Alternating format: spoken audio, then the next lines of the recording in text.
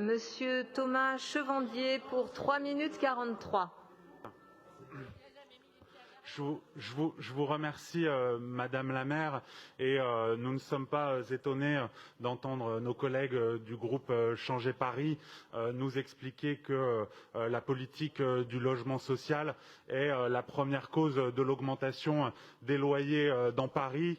Non, au contraire, c'est le laisser-faire du marché de l'immobilier qui crée des spéculations et qui fait augmenter les prix du loyer.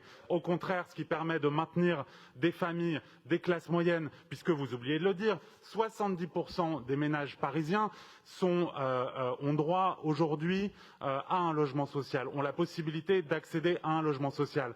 Ce qui veut bien dire que c'est une politique de mixité sociale, la politique du logement social, et nous sommes fiers depuis 2001 d'avoir produit et notamment construit 110 000 logements à destination justement des classes populaires et des classes moyennes. C'est comme ça qu'on permet à des gens de rester dans Paris. Si on faisait confiance au libre marché, on n'aurait plus personne qui pourrait continuer à vivre dans Paris, qui n'est pas capable de mettre 10, 11, 12 000 euros du mètre carré pour investir. On n'aurait plus personne qui pourrait vivre dans Paris, qui n'est pas capable de payer 800, 900 euros par mois pour un studio. Donc arrêtez de caricaturer cette politique. La politique du logement que nous menons, c'est une politique de mixité et c'est une politique qui justement permet de limiter les effets du marché.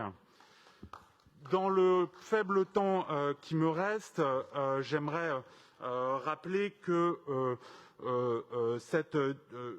l'objectif de notre politique, c'est justement de continuer à produire du logement social qui permet, je le disais, de loger les classes populaires et les classes moyennes. On utilise tous les leviers, on utilise effectivement la préemption, on utilise le conventionnement, on utilise la transformation de bureaux en logements, mais là aussi, j'aimerais qu'on fasse attention avec la pensée magique.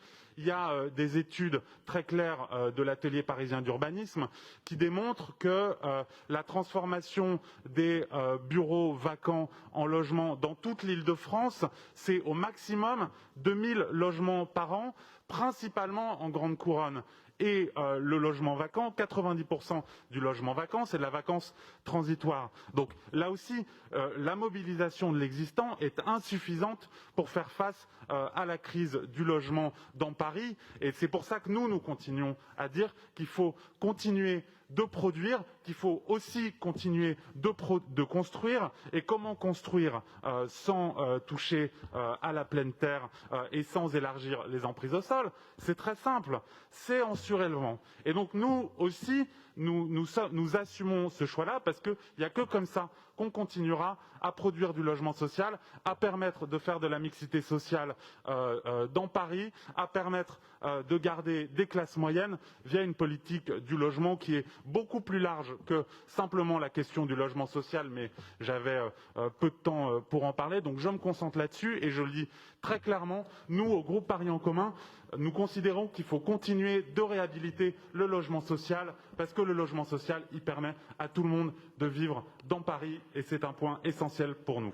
Merci beaucoup, cher Thomas Chevandier.